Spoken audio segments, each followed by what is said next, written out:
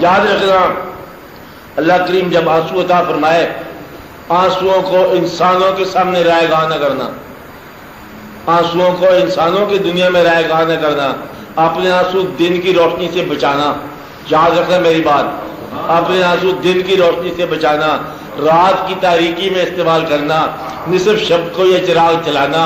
اور یہ چراغ جو ہے یہ آپ کے لیے ایک بہت بڑا روشن مستقبل ہے. یہ وہ دیے ہیں جو تجھ کو تیرے مقام سے آشنا کریں گے.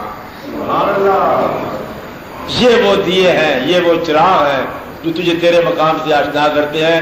اپنے آنسوؤں کو دن کی دنیا سے لے کر سنبھال کے یہ قافلہ جو ہے نا آپ نصف شب میں لے جاؤ، بس آپ آگے مقام ہی ختم ہو گیا، بس مسئلہ حل ہو گیا.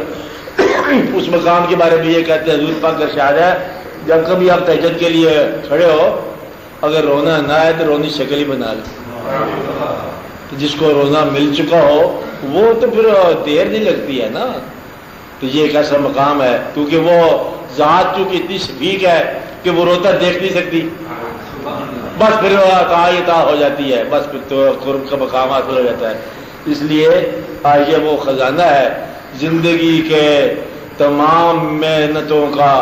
اور یعنی کہ آگ بجھ گئی ہے، گھبرانا، اس بجھی آگ کے اندر ایک سونے کا ڈلی نکل آئے گی. اور بات سمجھے نا، کیونکہ زندگی میں جو آپ کام کرتے رہے ہو اب یہ وقت ہے اس کا انعام کا.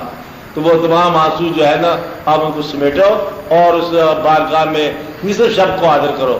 اور نصف شب کو پھر آپ کو ان کا افلاق سے آتا ہے کیا نالوں کے جواب آ کر نالے، یہ سارا ہر تاریخوں میں لکھا ہے، نالے ہیں، آہ سحر گائی ہے، کچھ اشک ہیں، کچھ آہے ہیں، کچھ فریادیں ہیں، آہ رسا ہے، آہ نارسا ہے.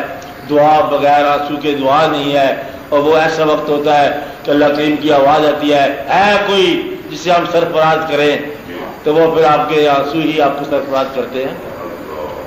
تو وہ ہے کوئی اس وقت جو ہم اس کو عطا کریں، ہے کوئی قرضے والا جس کا قرضہ دور کرے، ہے کوئی سوال جس کا سوال پورا کرے، ہے کوئی اس وقت کسی حالت میں.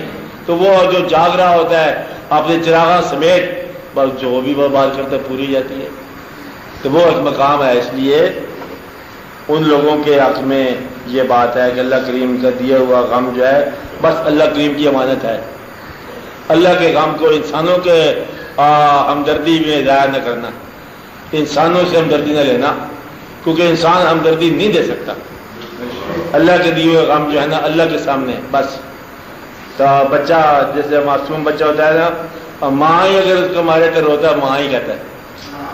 اسی طرح جب اللہ کا ایک بندہ ہے اللہ کی طرف سے غم ملتا ہے تو وہ اللہ ہی کہتا ہے. غم اللہ کی طرف سے ملا پھر اس کے بعد سے اللہ ہی نکلا بس.